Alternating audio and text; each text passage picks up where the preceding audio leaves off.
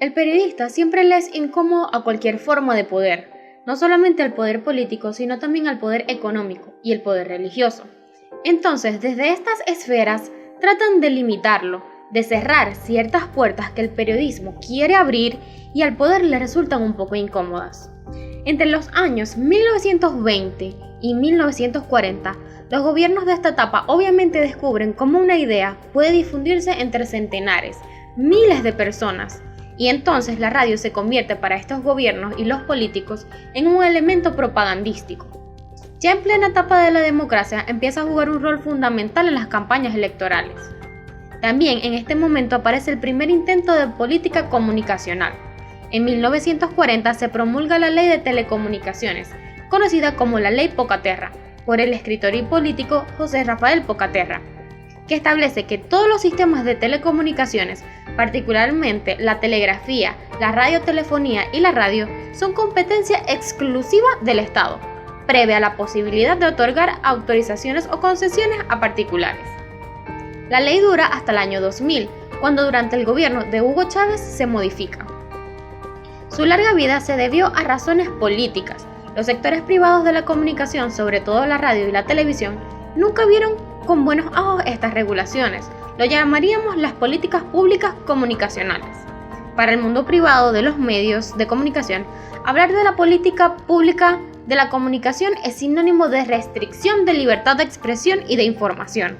Así que fueron muchos actores los que insistieron muchísimo para que no se modificara. Pero además también los estudios dicen que esa ley fue muy avanzada para la época. Por ejemplo, aunque todavía no se conocía la comunicación audiovisual, ya se preveía y que en algún momento los medios mostraran imágenes.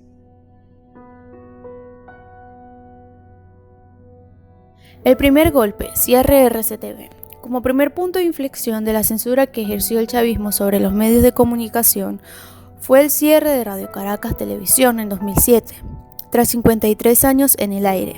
Fue un golpe frío e inesperado. La orden de Chávez para retirar las concesiones fue porque la consideraba una compañía golpista.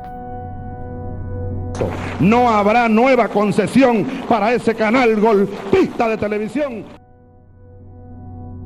Miles de manifestantes permanecieron en las calles de Caracas y otras ciudades del país durante los días 28 y 29 de mayo, tanto a favor como en contra del cese de transmisiones de RCTV. Entre los heridos a causa de las protestas hubo al menos 11 policías, 23 estudiantes y un agente del orden en la capital, 4 heridos de bala en Valencia, y en la noche del 29 de mayo en el municipio Chacao dieron lugar al cierre de la avenida Francisco de Miranda, originando al menos 17 personas que resultaron heridas. El noticiero de Radio Caracas Televisión, El Observador, pudo ser visto momentáneamente a través del sitio de internet YouTube y por Globovisión. Posteriormente, RCTV reinició sus transmisiones por televisión por cable con el nombre de RCTV Internacional. En 2010, la Comisión Nacional de Telecomunicaciones instó a las operadoras de cable del país a retirar de sus pantallas a RCTV.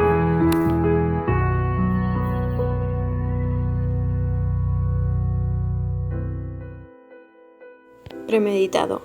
El radiocidio, otra de las grandes evidencias de la censura y ejemplo de lo aprendido con el caso de RCTV. Fue el conocido en Venezuela como radiocidio. Está referido al cierre simultáneo de 32 emisoras de radio y 2 de televisión, ocurrida el 1 de agosto del 2009. Decía la nota de Conatel, a cada una de las 34 emisoras, según la institución pública, las cuales del cierre fueron vencidas de la concesión, sin que se haya solicitado su renovación, muerte del concesionario original y cambio del titular de la concesión sin que se haya notificado y autorizado debidamente por la Comisión de las Telecomunicaciones, entre otras. La instrucción del exmandatario fue de acabar con el latifundio radioeléctrico y mediático.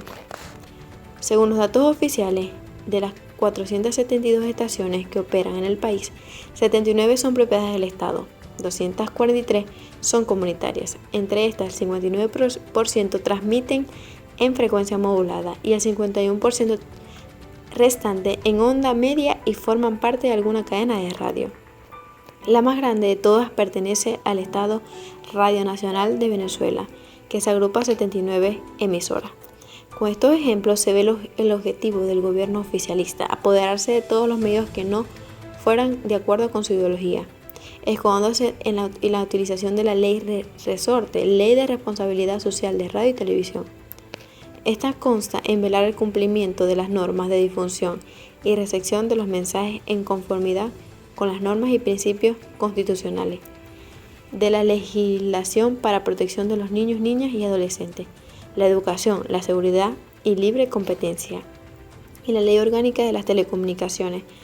Según el Sindicato Nacional de Trabajadores de la Prensa, CNTP, esta ley es una herramienta del gobierno para criminalizar estos actos, perseguir a los periodistas y medios de comunicaciones independientes.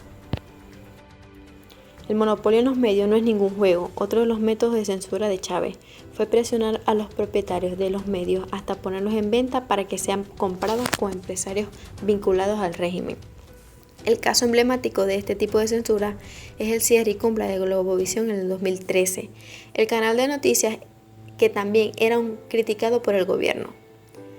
El 17 de febrero de 2010, Ravel, director general del canal, fue despedido de su puesto por la junta directiva de Globovisión por divergencias con su socio. Ravel dijo que tuvo que sacrificarse saliendo del cargo para que el canal no fuese vendido y cayera en manos del gobierno de Hugo Chávez. El 11 de marzo de 2013, Carlos Zulago, vicepresidente del canal, anuncia que realizó negociaciones para la venta del 80% del paquete accionario del canal. Posteriormente, Guillermo Zulaga, padre de Carlos y el presidente de la estación, dirigió una carta a los empleados del canal en la que confirma la intención de la venta y explicó que el canal era invidiable económicamente, políticamente y jurídicamente. Globovisión fue el objetivo de las multas millonarias por una cobertura informática. Las instalaciones del canal fueron atacadas por chavistas. El gobierno ejerció para que muchas empresas no publicaran en el medio sus periodistas, sufriendo hostigamiento constante. Según Zulaga, quien fue exiliado, el directivo expresó en su carta que se sintió obligado a aceptar la oferta de vender el medio porque prolongaría la vida de este y le permitiría mantener empleados en la empresa. La organización de Reporteros Sin Fronteras indicó que en el año 2013 que los medios de comunicación en Venezuela están casi totalmente dominados por el Estado.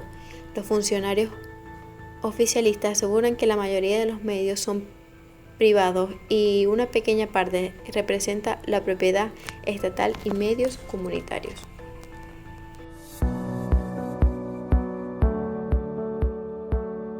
La alta comisionada para los Derechos Humanos de las Naciones Unidas, Michelle Bachelet, registró en un documento oficial en junio de 2019 que el chavismo ha tratado de imponer una hegemonía comunicacional imponiendo su propia versión de los hechos y creando un ambiente que restringe los medios independientes. Bachelet certificó el empeoramiento de ese comportamiento oficial entre 2018 y 2019. Denunció el cierre de docenas de periódicos, la clausura de emisoras de radio y el cese de transmisión de canales de televisión por presiones gubernamentales. El informe del SNTP concluye que las complejas condiciones de trabajo de la prensa venezolana empeoraron durante la cobertura de la pandemia, y así lo reflejaron las 150 víctimas de violaciones en casos de censura, intimidación, detenciones, amenazas, descalificaciones públicas y desconocimiento de la inamovilidad laboral que documentó la organización sindical. De estos hechos, 26 fueron cometidos por funcionarios de seguridad del Estado, cuya función en alcabalas, estaciones de servicio y centros de salud, según el reporte, es obstaculizar la labor de la prensa.